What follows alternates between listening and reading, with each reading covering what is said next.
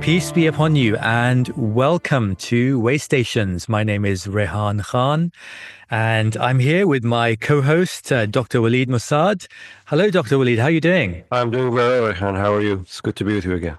Yeah, I know it's great to have a chat with you again. And this is the podcast where we talk about what it means to be human in the modern age. And today we're going to be speaking about purpose and about meaning. A question that I think every individual throughout their life asks probably more than once, especially when you're going through a difficult time in your life. You know, it's the kind of thing you think about, yep, what is the meaning of life? What's my purpose, right?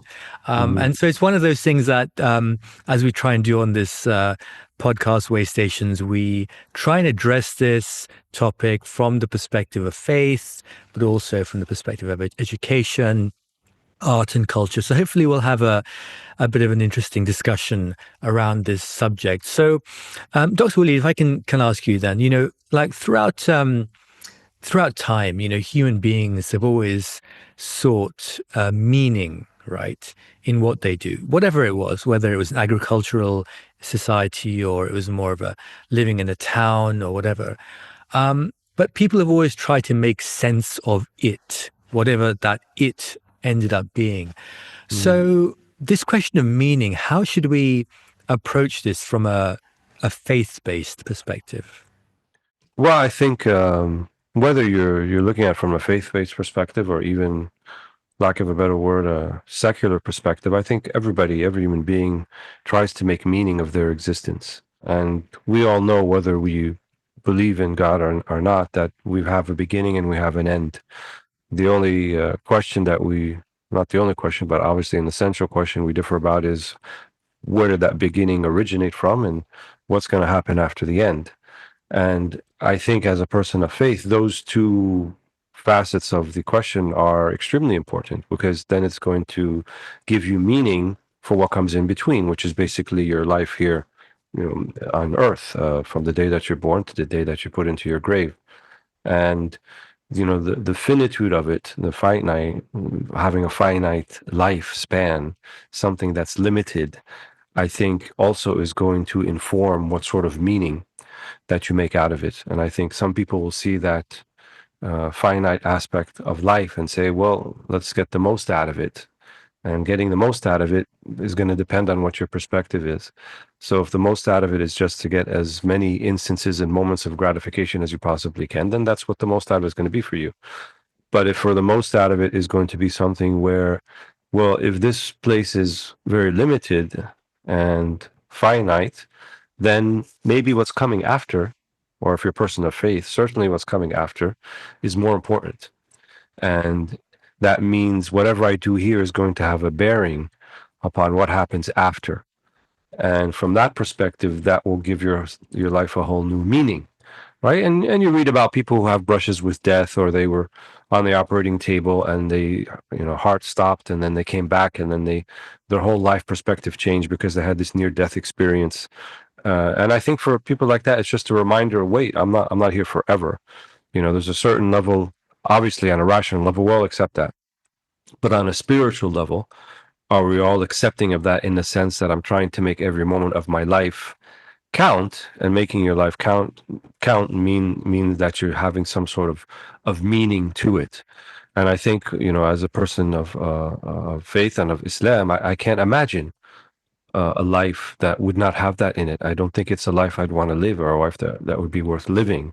And as human beings, we have that unique capacity to make meaning of things, and to make meaning of life, and add meaning to other people's lives and those around us.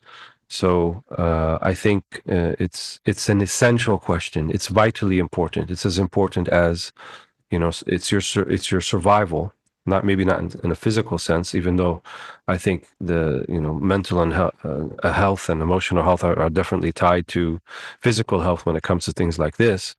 But I think it is an essential question that we derive meaning in our lives, and I think people who undergo crises in their lives at one point or another is beginning to question that. What do we call a midlife crisis?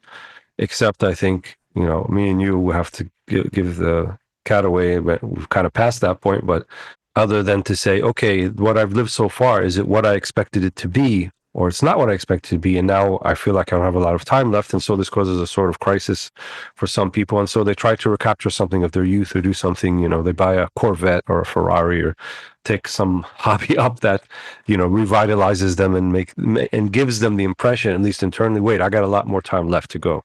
When in actuality, if you pass 45 or 50, most people are not going to live to be 100 years of age. So, even the term midlife crisis is kind of a misnomer because it's more like 3/4 life or, 60% life crisis. So I think it's not so much, at least from a practical perspective, not so much as looking at the overall arch of things and how things are going, but what are you doing on a daily basis?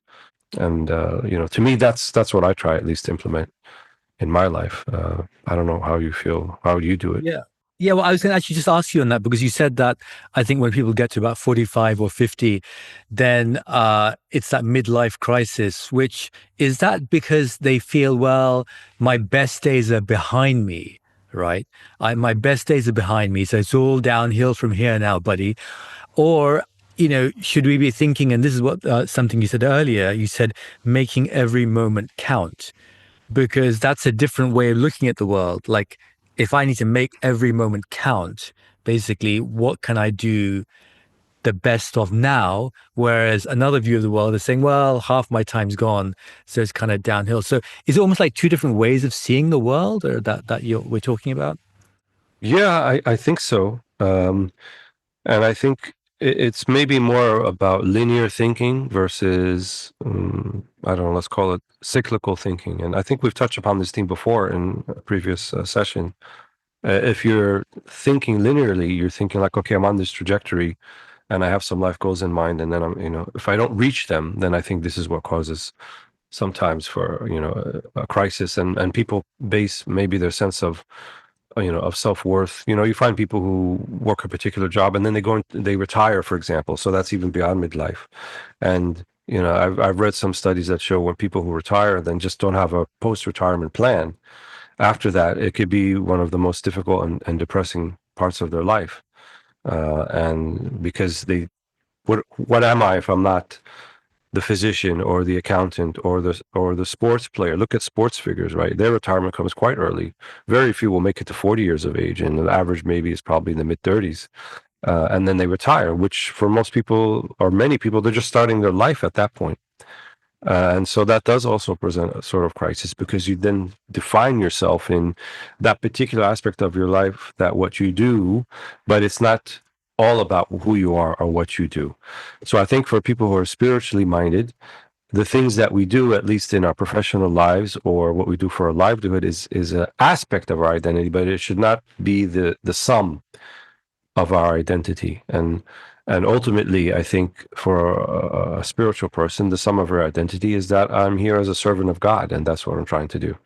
And then whatever capacity that I can do that, then that door is always open to the last breath that you actually take. Yeah. So then what we're saying is that are some people deriving meaning from achievement? Like, I climbed this mountain and now I climbed that mountain and now I climbed the next mountain. Essentially, it's almost like a checklist. So you're looking at meaning from an instrumentation and a kind of, volume perspective, as opposed to looking at meaning from, what is the meaning of life kind of thing. Do you think there's a notion of that in the kind of the modern world as well? I think increasingly so. You see on social media, and people will have a list of 25 destinations, and it says if you haven't visited 7 of them, then you haven't really lived, and something like that. So maybe if I went to Copenhagen and I went to Beijing and I went to Madrid, but what did you do while you were there? Is it, like you said, is it just a checklist? I'm checking off that I've been to these places. Oh, I've parachuted, I've jumped out of a plane, I've parasailed. And I think for many, and what do they call it? They call it bucket list, right? I have this on Yeah, my I think so. I think so. I have Yeah. this on my bucket list. I'm going to do these things in life. And I think, to be honest with you, I think it's a way of, it's an escapism. It's skirting around the main issue. Much in the same way that I think people, not that I'm judging that, but I think, at least from my perspective, people are into like extreme sports, Yeah. that need like that huge adrenaline rush Yeah. so they can feel like I'm alive. Yeah.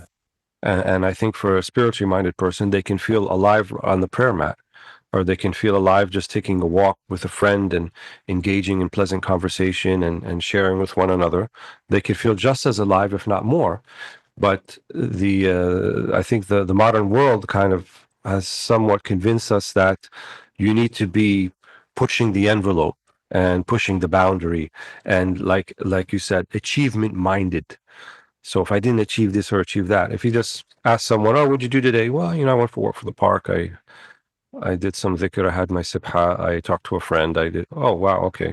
And then they feel like maybe that's not that great, or that's not something to, but, looking even at the example from the life of the Prophet Muhammad Sallallahu Alaihi Wasallam, he once had a gathering with some of his companions, and they were just sitting in the shade, and they had some grapes that their companion brought them, and he slaughtered a sheep for them, and they ate, and the water was cold. And he said, these are from the blessings you're going to be asked about.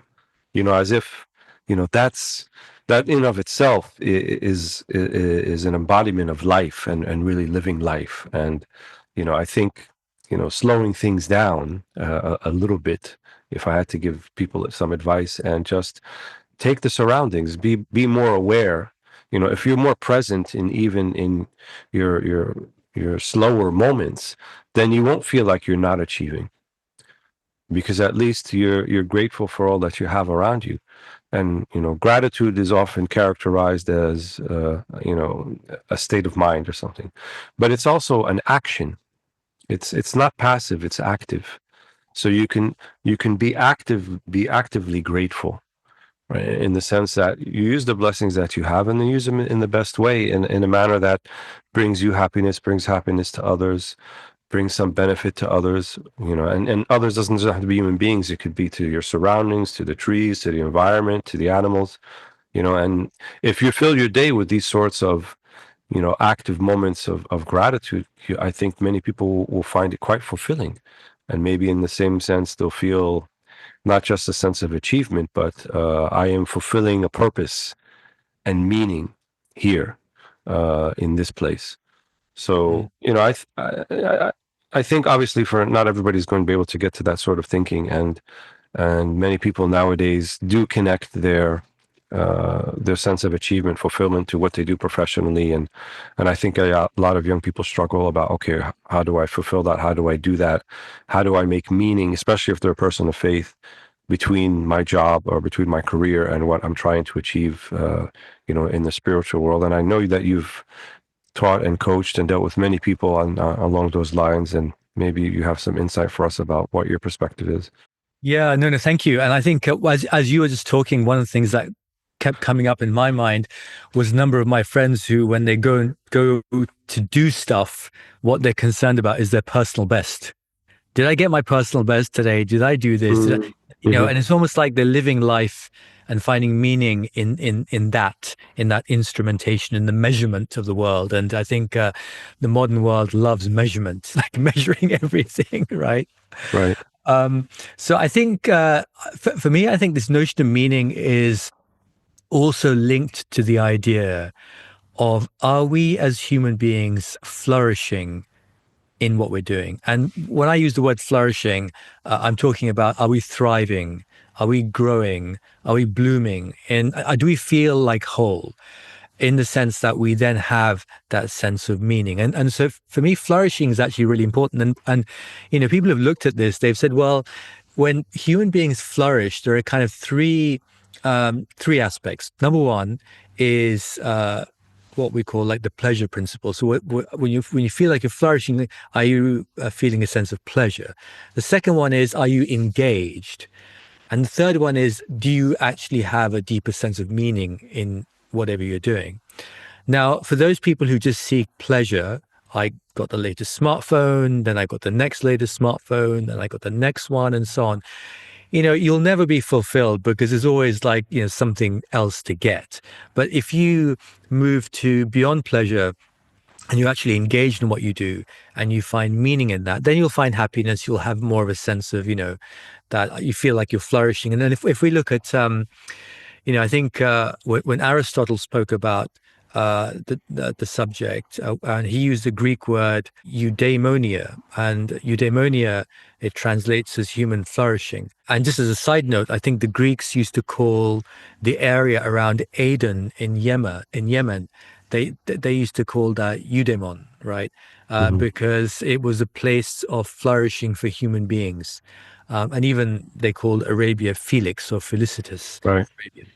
So Aristotle talks about this eudaimonia, and that's not about smiley yellow faces, but it's actually about really striving for your potential. And when we're flourishing, there's a lot of scientific research in this as well that shows that we actually, when you feel like you're flourishing, right, that yes, you're receiving pleasure, you're engaged, you have a sense of meaning. What's also happening is that you're literally seeing more of the world around you. So a University of Toronto study, I think it was, they found that that our mood can actually change how our visual cortex processes information. So so they ran an experiment, they got some people in, and basically they either primed them for positivity or they primed them for negativity.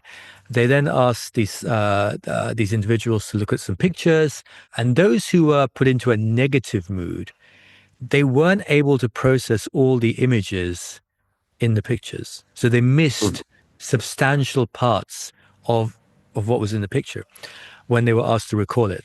Whilst those who were put into a good mood, right, into a positive, they were primed for positivity.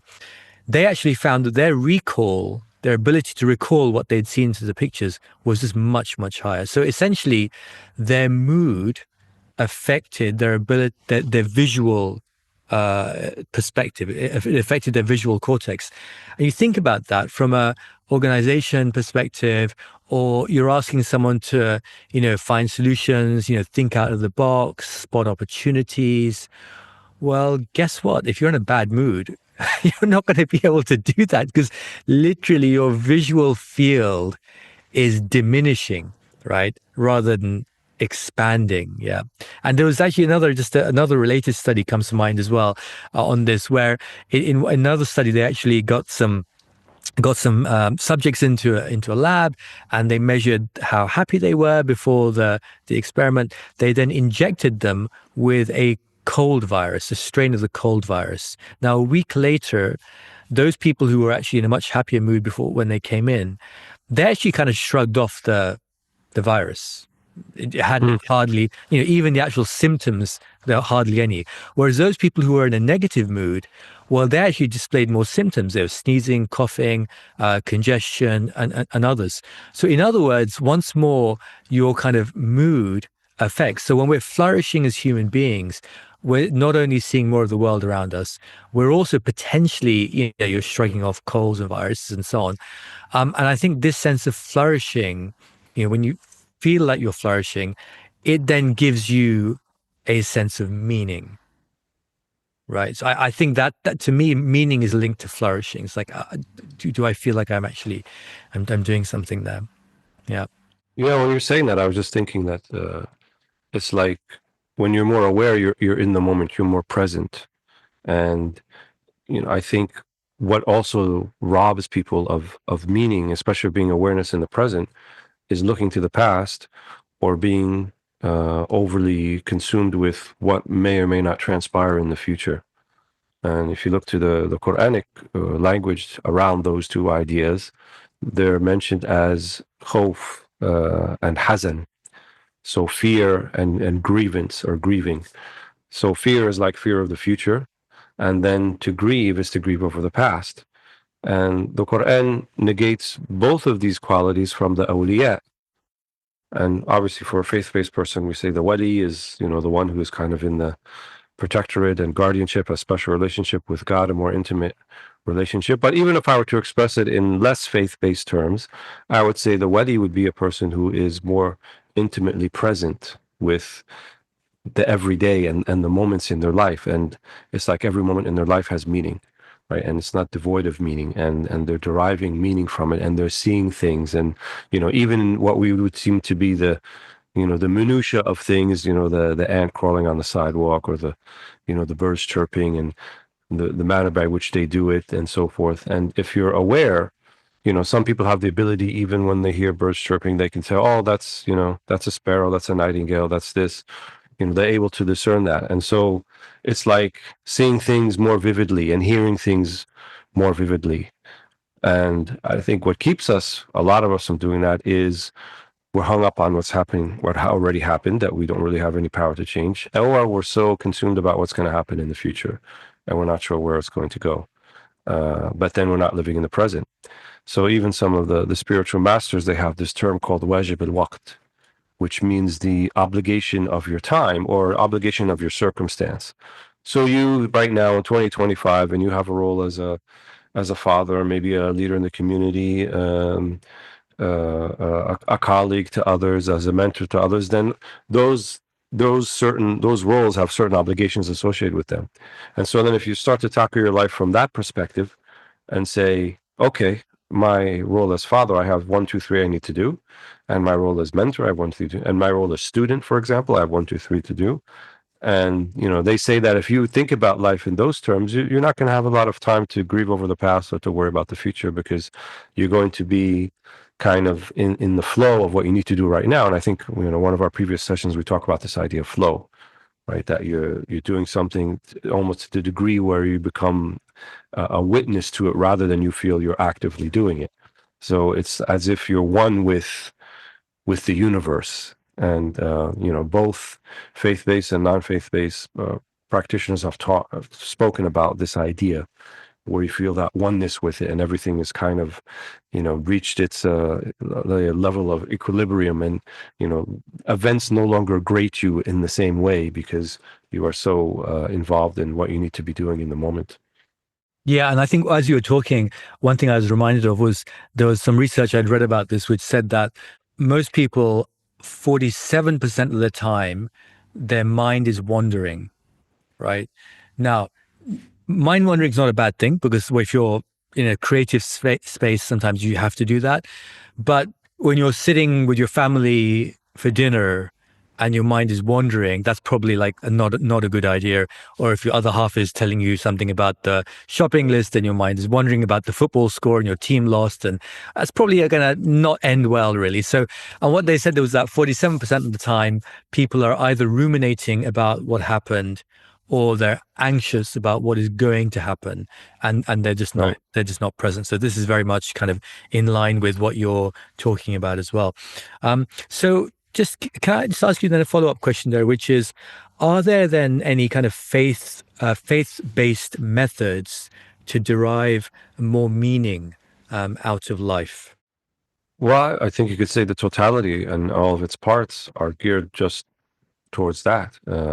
So whether they are, ritual acts of devotion and worship, whether it's prayer, whether it's fasting, whether it's charity, paying zakat, and I think each one of those actually is addressing a specific, very specific aspect of that derivation of meaning in your life as a human, in a way that's distinct from the other acts of worship. So you can't substitute, you know, Hajj or Umrah for prayer, and you can't substitute reading the Quran for fasting.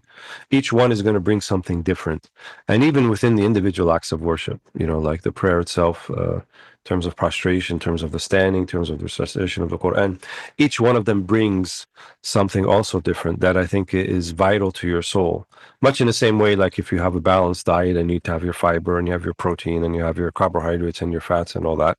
And if you were to eliminate one completely, you would have an imbalanced diet and you would likely suffer physically. Similarly, your soul is in need of all of that, and it needs all of these things to be addressed. And you often find that ritual acts of devotion, for example, are better when they're done in congregation, when there's a community around you to do it. And virtually, actually, all of them pretty much function that way. So I think that's a large part of it. And we've talked about this before. When you do things in a community, in a sohbah, when you're with other people, and you both, let's say, deriving meaning in a similar way, and both are working towards that same objective or cause, then I think this really brings a lot of happiness to people. And it's not something that you'll kind of figure out unless you try it. Essentially, people want a sense of belonging, and that's also a way to derive meaning. Like, who am I with? Where am I from? What group am I associated with? And so, pre-modern times, you had tribes that were more prominent than they were today, and you had armies, that would come under a particular banner, and then postmodern, you still have some of that, but then professional sports, basically, what were sports except that they were how standing armies kept in shape in peacetime. And so they have their origins there. So these team sports like football or rugby or basketball, any of them, they all derive from that. And so this team camaraderie and coming together and working for a single purpose and doing it together is, I think, a very important aspect also of our humanity that we don't get a lot of opportunity nowadays in the way that we live our lives to take part in that.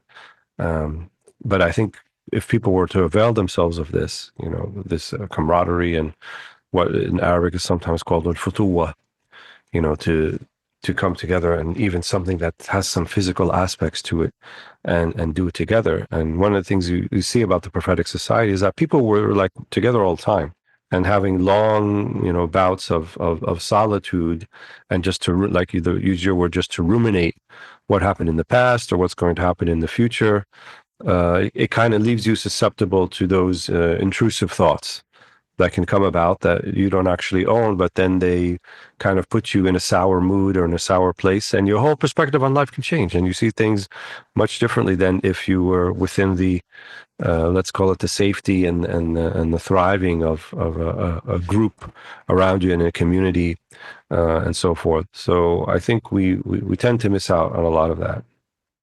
So can I just ask you just here, because in the kind of modern world, there's a mass atomization of individuals, and everyone is kind of almost like, the consumer world wants to sell every single consumer something for their nafs, something for their ego, right? This is designed for you, and it's not designed for finding meaning necessarily through a group of people. So what advice or what suggestion would you make, really, to say, well, would you say that you can find meaning just by yourself as an individual, or is that you're not really going to find meaning unless you have a group of people or some companionship with that? I mean, what's your view on that? Because a lot of people these days just want to be very individualistic. It's just me, myself, and I did this and I did that. But are they missing something by not finding meaning through, sohbah, through community? Well, I think you need both. I mean, we come into this world alone. We're going to leave it alone. And I think we have to be comfortable being alone. I think we talked about that before. And being alone is not the same as loneliness. Loneliness, as we said, is the feeling that I'm not comfortable being by myself and no one else around me. And then you're trying to occupy yourself with things that maybe are not in your best interest at the end of the day, because you're just trying to avoid the loneliness feeling. But I think what you do on an individual level, and then you bring it to the group, will only enhance the dynamics of the group. And I think one of the problems of the way we live now is the uniformity in everything. So we tend to be kind of consuming the same content, let's call it for now, and looking at the same things. And then when people come together, they tend to just not really add anything. The scholars, they have a saying that said, the ummah is in good shape as long as they don't come together about everything. They're not uniform, that they differ about some things, right? That we can have different perspectives and navigate those perspectives. And you bring something that I didn't bring, and I bring something that you didn't bring. And then we come together and, we try to work it all out, understand what's going on. But nowadays where it's atomistic, as you said, and then when there's a group, it's pretty much put in a silo. These algorithms that manage our social media on our behalf will tend to group people together like that. So you get the impression that everybody in the world thinks like you do, and you don't even know that there's another perspective of how to do it. And then it inevitably winds up sowing discord and alienation and anger in the people, because you're always looking at, well, the other people, what they did and what they're doing, and then you tend to put your problems on them rather than looking inwardly. So I think individual, um, let's say, spirituality is important because it helps you to look inward and assess yourself, and then you become a better person when you come together with others. And at the same time, also the sohbah, the companionship, is essential because essentially we're mirrors of one another. So you see somebody else and you see something similar in them or different than them. That also enriches your experience and your knowledge of self, and ultimately your knowledge of the universe, and ultimately your knowledge of God. And so we were meant to be, living socially and in groups and group dynamics, and have social ties and ties of kinship and a friendship, and in-laws, and all of that is part of life, and all of that is a way to enrich your life. But I think now we're seeing it from more people increasingly from the perspective of, this is encroaching on my individuality, and I Right. want to do my life this particular way. But my mother-in-law has another idea. She's kind of toxic for me. Maybe I don't have to see her as much. And these are the type of questions that we get all of the time, because people then put at a premium, what's prime for them is their sense of self-worth, individuality, what I need to do, my bucket list, so forth, rather than looking at, okay, how are we doing this as a community? Is there a community bucket list, for example? Are we thinking about, or the family one, things that we want to do as a family, or as a set of families, or as a community? Or as you mentioned, it all is very individualistic and atomistic. And I think people think that's going to bring them happiness, but ultimately they find out it doesn't really do that. And then you get to a point where, like, well, what does? And I think, unfortunately, many of our people are getting into a sense of despair when they reach that conclusion, when they figure out that all of these things that society was telling them will bring them happiness, and they figured out it actually doesn't, but they don't know where to turn after that. So I think we have a lot of work to do. We have a lot cut out Yeah. for us to think about. There's many ways to go about it, but I think at least acknowledging the issue, acknowledging the problem, coming together about it, talking about it, just, companionship for the sake of companionship. I think one of the signs of good companionship is when you could sit with someone, you don't really have to talk about anything specific, and you just you come together and you go together. We read that prophetic hadith the other day, and one of the companions, the son of Omar Abdullah, he told one of the other companions, "Yeah, come to the marketplace with me." He's like, "Okay." So they go to the marketplace, and all he does is give people salam, salam alaikum, salam alaikum. And then he said, you know, you don't go to the market, you don't buy anything, you're not a very good consumer, you're not haggling with anybody. Why are you going to the market? He said, well, I'm just going so I can greet people and give them salam, just for that. And that's, to me, that's beautiful and very prophetic, and it gives you an idea of, sometimes it doesn't have to be about the hyped up achievement, and an achievement is just bringing a smile on another person's face, bringing them some levity in their day when, perhaps they weren't having that great a day. And so you can treat each interaction as an opportunity to do that.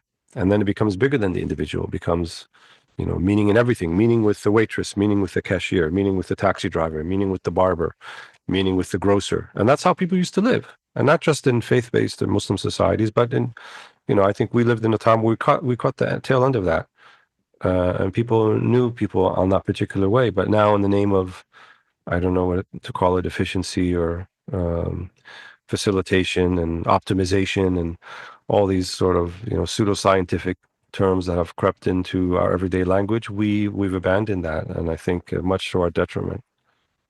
So I don't know, but I've talked a lot about kind of a faith-based perspective. What have you seen from your experience, maybe young people trying to think about what they want to do with their life and derive a sense of purpose and where they want to go with it? I'd be interested to hear how you kind of connected with that.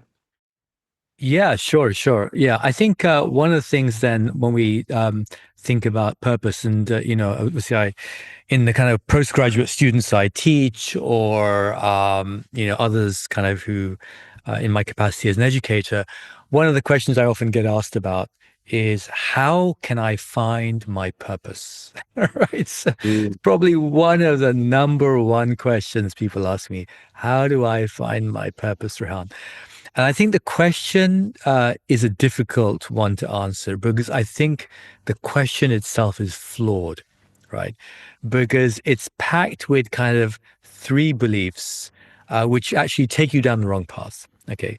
So these beliefs are, or these myths, are number one. So myth number one, I think, when it comes to purpose, is that people think that purpose is something that we find. Okay. Mm. We think that it's like a pot of gold at the end of the rainbow or a buried treasure. Okay. And the reality is that purpose is not found, purpose is made. You make your purpose. And I'll go on to maybe talk a little bit about that in a second. Number two, I think people believe that purpose is a single thing. Okay, this is the one thing that's going to give my life meaning, but actually I don't think it's singular. I think it's plural, right? So I think we have Mm. purposes. I think the third thing is that people sometimes think purpose is static. I have a single purpose yesterday, today, tomorrow, in the future. Well, the reality is that purpose does change dramatically over time. So, if I can, let me just explore those kind of three myths of purpose. Number one, that purpose is something that you find. Now, in mythology, in literature, in fiction, these stories are often structured around the hero's journey, right? So there's a defining quest that gives the protagonist's life meaning, right? It could be Luke Skywalker in Star Wars. It could be Katniss Everdeen in Hunger Games. It could be Bilbo Baggins in Frodo Baggins in The Lord of the Rings, right? So the hero is leading a normal, sometimes rather disappointing life, right? But fate delivers him or her with one true purpose, a quest, right? Which imbues the hero's life with meaning, right? That is the Hollywood version of purpose, right? The Right. problem is that for most ordinary people, that call to adventure never really happens. Gandalf doesn't turn up in your living room and tell you that you've got to take the ring of power and throw it into Mount Doom, right? You could spend your whole life waiting for Gandalf, but he ain't coming, right? So, that call to adventure is not happening. So you could just sit around and be disappointed your whole life waiting to find your purpose, right? So I don't think purpose is a thing you find. I think it's a thing you make, right? So it's something that you try. Now, obviously, I'm known for writing novels, and yes, I've written 8 novels to date. But I didn't start with writing novels, right? Initially, when I got the writing bug, I was writing columns in magazines, and I thought I'd found my purpose writing columns. I thought I really enjoy this. I'm writing about these different subjects as a feature writer. This is it. And then I realized after a while, actually, no, that wasn't it. Actually, what I wanted to write film scripts. So then I went through a lot of training and wrote a couple of film scripts, and I thought, this is it. I've now found my purpose. I'm writing film scripts. And then after a while, I realized, actually, no, that wasn't it either. And then it was actually writing novels. And then I kind of finally found it. So you've got to kind of find it in the sense of you've got to make it, right? So you make your purpose. You try different things out, and one thing leads to another thing, which leads to another thing. And you kind of weave and craft your purpose around your existing life. So it's not like, once I retire, I'm going to then do what I wanted to do. Well, actually, you may not get there, and it's better that you just start doing whatever you're doing now. And of course, looking at it from a faith-based perspective, that purpose should be aligned to that ultimate goal of returning to God. So if you are an artist, if you're a creative, then the thing that you are creating, designing, should be aligned to that overall, sense of returning to God. So that's part of your purpose. The second thing I said was that I think the second myth was around purpose is a single thing. I think that's also quite problematic because we have different aspects of purpose in our personal life, in our professional life, right? And trying to put everything into one actually puts too much pressure on someone, because someone thinks that, well, my purpose is to be the CEO of this company and that's it. That's all I'm doing. Well, yeah, and most of those guys are, have marital difficulties. They're estranged from their children, and there are many, many of these things. So you'll find that a lot of executives in very high pressure jobs, because they have that uni sense of purpose. This is it. This is what I do. They've neglected their other purposes, which is to be a parent, to be, a son or a daughter or whatever it might be.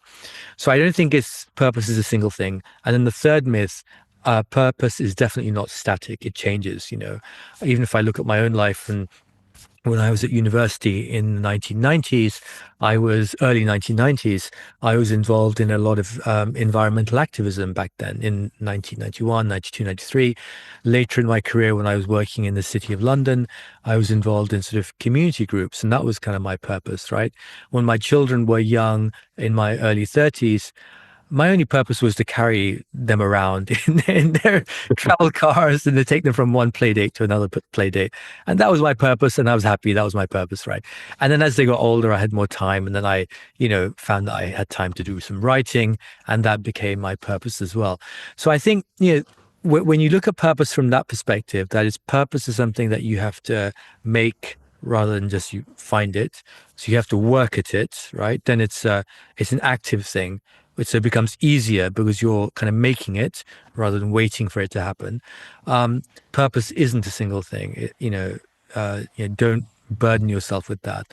And then the third thing is that purpose is also not a static thing. I think it changes. So that's generally the kind of kind of conversations I find that I get into when I'm talking about purpose, especially with people maybe doing MBAs and other kind of things that maybe they're at the crossroads in their life in some way. That's interesting, Rehan, because when we were thinking about that and people trying to find their purpose, I said, well, what is a purpose? What do you mean by that?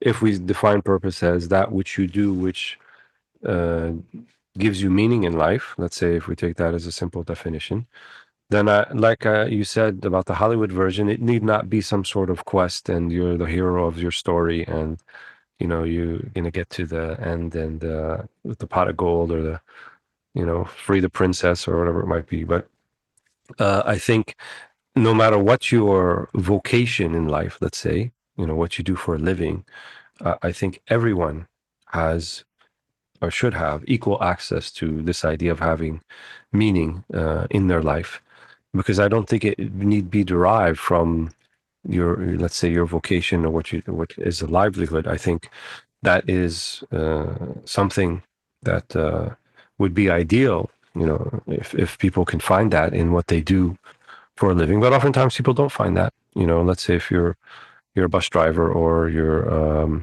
a grocer or what. I'm not saying that those particular jobs won't have purpose, but I think people in those positions actually do find purpose. And you can make a purpose, or you can at least say make meaning out of any of those things, depending upon the way that you look at.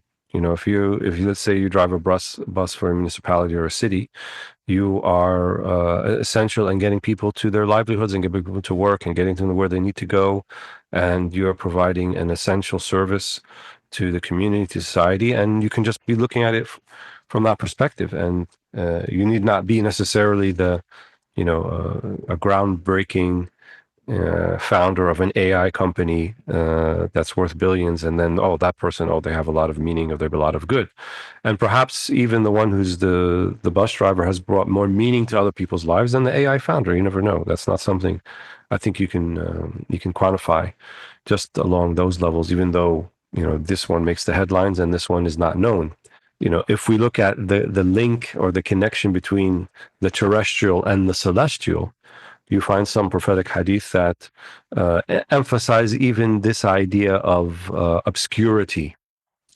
That if you are obscure in life, you enter into a room, nobody notices you, nobody thinks anything about you, but you may have such a status with the celestial to the degree that if you are asked the celestial, in other words, ask Allah or God for anything, He would give it to you. So you feel like, well, how's that work? How is this person, who no one thinks anything of in this life, but yet they have this amazing status with Allah subhanahu wa ta'ala. And this actually happened during the lifetime of the Prophet and the companions, sallallahu alaihi wasallam. one of the last counsels the Prophet ﷺ gave to both Abu Bakr and Umar is, after I pass, you need to go find this man called Uwais al-Qarni. And they said, okay. And he was from Qarn, which is like somewhere in the middle of the Arabian Peninsula. And they go to that place and they ask about him, and they're like, and they know who they are, right? This is Abu Bakr and Umar. They were, for everyone concerned, they were like celebrities in the sense everybody knows who they are. And they're like, you mean Uwais, the guy who lives alone? He's like, nobody know. Why do you want to talk to him? They were surprised that they had shown any interest in this type of person. But eventually they find him and they start talking to him, and then they realize that he's just a man of God. He stayed behind. He could have been a companion. He could have traveled to Al-Medina and actually met the Prophet ﷺ, but did not do so because he was serving his mother. And so his meaning at that time, or the way he derived meaning, or what he saw to be his purpose, was, as I mentioned earlier, the obligation of the circumstance that he had. So he put his mother before what he would say to consider to be maybe his, not just a personal goal, but the ultimate spiritual goal, to meet with the last prophet of God, who would not want to do that. But he felt that this was more important. But it did not go unnoticed. So it may have went unnoticed in the terrestrial realm, but it did not go unnoticed in the celestial realm, to the degree that the Prophet ﷺ was informed about this via revelation or an angel or whatever, that there is this man who had to forsake actually meeting you because he had to take care of someone that was in his charge, in his care. So, and many people get meaning from things like that, from what they thought to be, okay, this was my purpose in life, this is what I'm doing. And then they have some life circumstance, something changes, something comes in. So maybe not Gandalf walking into the living room, but something that we could consider to be a calamity or a setback or a difficulty.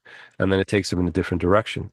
So I think the idea of meaning in your life is, take the days as they come, and the days will bring meaning to you. And it need not be something that you can plan on your, Microsoft project software, and you see the goals in this linear approach of things that you want to do. I think certainly people should plan and have some goals in mind and things they want to achieve. Otherwise, no one would write books, and no one would teach courses, and no one would study. And you have to have a certain level of commitment and planning to do that. But at the same time, I think, do not be overcommitted to the fulfillment of that in the manner that you see happening, and that there's no other way for it to happen. And some of the spiritual masters, they've written books. One in particular, Ibn Ata al-Sakandari, he also wrote the Hikam, and he has another book called At-Tanwiru fi Isqat al-Tadbir, in illumination or enlightenment in not planning. So in the sense, people might think, what do you mean not planning? Well, it means not planning in the sense that you are so invested to particular outcomes that if it doesn't happen in the way that you foresee it, or the way that you wanted it to happen, that you have this sort of crisis about it. No, you have to be able to adapt, and the word they use today now is pivot, and move to what you need to be doing. And I think that's essentially being human and deriving meaning, that it's not up to me, and it's not always going to go to the way that I want it to go. And then I'm just I am not the star of the show. I am not the director. I am just one of the crew, or the bit actors, and I'm just waiting to see what the director is going to tell me to do. And I think that's another way that you can go through it. And I don't think that's a passive way to look about it, but it's a very active way. But it also allows you to see yourself as just something bigger than the sum of who you are, and you're just part of a larger picture, right? What was it Shakespeare said? All the world's a stage, and we are just but actors, or something like that. So Something like that. Something like that. Yeah. Cool. So the pivot is an interesting way. It's like a basketball phrase, isn't it? I don't watch American sports, but I think it comes from basketball, Yes. right? Yeah. Yep. So what would be the tennis equivalent, right? What would that be, like a cross-court double-handed backhand on the run or something? Like, what is that? Like. I don't know. Maybe if someone keeps throwing, lobs and softballs at you and just gets everything back, you have to pivot to, charging the net, for example. You want it to play. Exactly. Yeah. I think so. Okay, well, can I just ask you just a follow-up question in here, which is really that, why do you think people often fail to reflect on greater meaning and purpose in their lives? It's interesting because, for the very reason that they're not in the moment, they are not aware of the moment. So it's as if they are consumed by everything but the moment, like we said earlier, about things that they're ruminating over things in the past, or they're so worried about things in the future that they don't pay any attention to the particular moment that they're in. Right. And I've seen some people characterize it in the way like someone who procrastinates a lot, right? You got something to do and you're like, okay, I'll do it tomorrow, I'll do it tomorrow, I'll do it tomorrow, and that sort of thing.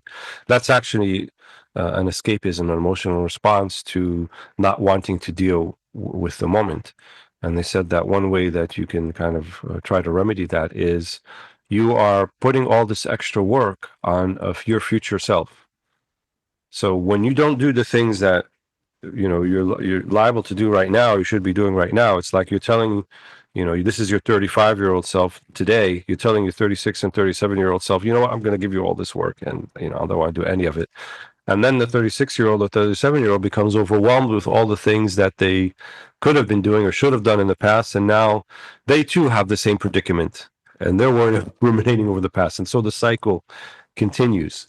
And so I think people, just become so busy with, let's say, and I don't think people are busy in the physical sense. I think people are busy when people say I don't have enough time, or I'm not, I don't have the time to do this. Or, I think it's not about physical time. I think they are so emotionally and mentally overwhelmed to the degree that they can't think about and see how they could fit this in or fit that in, and so forth. And that's why I said earlier, when these life-changing events come about, and then all of a sudden you find you pivot, right, and you're doing something completely different, and you never thought that you would actually be able to do it, or because you never even tried it, you were never presented with the opportunity.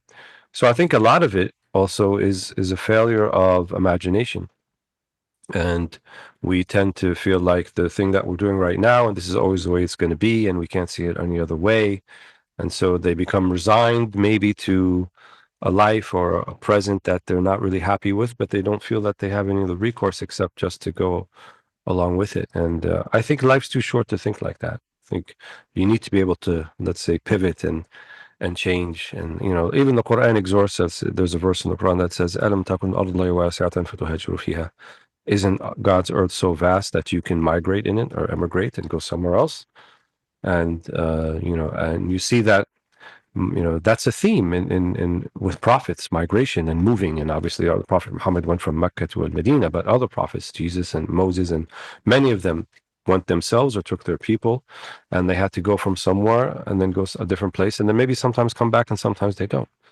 Yeah, yeah. Okay. Something that you were just saying about procrastination and just made me remember, I think I was reading about this, and they said that the reasons why people procrastinate, and there are several, but three I can remember that come to my mind. Number one, we procrastinate because we don't have meaning. We can't find meaning in this thing that we're having to do. So the advice there is that, okay, if this task is not giving you meaning, think of something that gives you meaning. Like maybe going and playing with your cat gives you meaning. Maybe going and working on your garden gives you meaning. And then say to yourself, when I get this thing done, I'm going to go and do that. Right. Mm, Because then you have something to look forward to. And when we have something to look forward to, right, that actually boosts our mood. So that's kind of like number one. Number two could be that this thing is really boring. I just don't want to do it. Like, why do I have to do it? Right. And then if that's the case, then do two things. Number one, introduce some kind of relish, some kind of excitement into what you're doing. Maybe go and get a nice cup of coffee, or something like that. Or put a clock, a countdown timer on and say, okay, right, 30 minutes. Here we go. I've got to get this done. And then the third thing, sometimes we procrastinate because it's very difficult. Right, things are really difficult. And then if something is difficult, well, break it down. Yeah, that's the best way. mm, Break it down into small bits, take the bits one at a time, and then you'll kind of get through it. So as we kind of I think start to draw this program, this particular episode to a close, and we've been speaking about meaning and we've been speaking about purpose. Are there any kind of books that you would sort of recommend for people who are listening who might want to read if they want to think about meaning and purpose a bit more deeply? Well, I think the way we characterize in the beginning is kind of a spiritual issue. So, from a spiritual perspective, I would recommend the works of Ghazali, and specifically Kitab al-Tawakkul, which is reliance on God. And how is that connected to this idea of meaning and purpose? Well, because a large barrier to finding meaning and purpose is thinking that it's all on you, it's all on your shoulders, and if I can't do it in this particular way or the way that I set out to do it, then all is lost and so forth. But I think, the theme that I try to stress with people is just fix your intention. The results are not really up to you. I think T.S. Eliot has a very famous quote also, something like that, all we have is the trying. Everything else is not up to us. So just try, just put forth the effort. And that is the goal of itself. So when you make your effort is the goal, then you've achieved your goals. Whether, if you want to, looking at it from a goal setting perspective, then you've done that. And I think that particular book of Ghazali helps in that way to reframe that perspective. And there's a book I read recently, several months ago, by Dr. Richard Hawkins. It's called Letting Go, The Path to Surrender. And even though he wasn't Muslim, I found what he spoke about to be very much in line with a lot of these Muslim themes, these perspectives. And his idea was basically just surrender the whole thing. Yes, have goals, have things you want to do, but at the end, it's not going to be up to you how it's going to turn out. And he linked this to a higher level of spiritual awareness, and that the more that you're able to let go and just not let yourself get worked up or upset about things, then the more empowered you'll actually be. And he linked these things even to physical things. And he claims in the book that he was nearsighted, and he just let go of the idea that I need glasses and I can't do this without glasses. And so he just stopped wearing glasses. And after several months, he found that his sight had returned to 20/20 vision. And that was his perspective. And he said, many of the physical maladies that people face is because we have a tendency not to let go. There's holding on to something, and then the stress factor on the body, and I think even some modern studies have shown that there is a link, maybe not to the extent that Dr. Richard Hawkins was talking about. But I think definitely it's better for your health, better for your life, to be adaptable and to let things come as they are, and do your best with the circumstances you've been given. And I think you'll find purpose in everything if you go that route. So I recommend those two works, especially to people who are interested in further delving into the subject. Yeah. What about yourself? Yeah, I think one book I'd recommend around this would probably be Just Mercy. Just Mercy by the lawyer Brian Stevenson. And it's a memoir, which has actually been made into a Hollywood movie with Michael B. Jordan and Jamie Foxx. And Brian Stevenson, I think the book came out in 2014. I remember I was reading it in 2015 or 16, I think it was, and I was on a flight. And I was literally crying. I mean, I was literally crying. The guy next to me in the flight said, "Are you okay?" I was like, "Sorry, yeah, man. This book is so emotional." So what's it about? Well, he kind of talks about he comes from an African American community, very poor, impoverished community, but he kind of did well at college. He was smart, eventually studied at Harvard, and went to Harvard Law School, and then joined a very small practice in one of the southern states in Alabama. And they were looking after cases of very impoverished individuals who had been incarcerated in the US penal system. And what they realized was that the majority of the people who had been locked up on the cases they were looking at hadn't actually done anything. I mean, they were just literally wrong place, wrong time, right color, right cultural fit, and they got locked up. And some of these people had learning difficulties. They were just they couldn't have even committed the crime, but they were in there for serious felonies, deaths on death row and so on.